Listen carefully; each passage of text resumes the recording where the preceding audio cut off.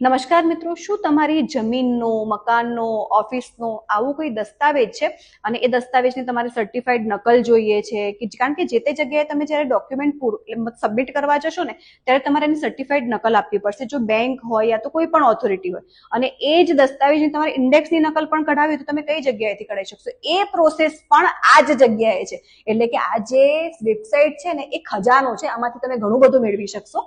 એમાંથી જો આ ડોક્યુમેન્ટની ડિટેલ જોઈતી હોય તો ઓનલાઈન એપ્લિકેશનમાં જ તમારે જવાનું રહેશે.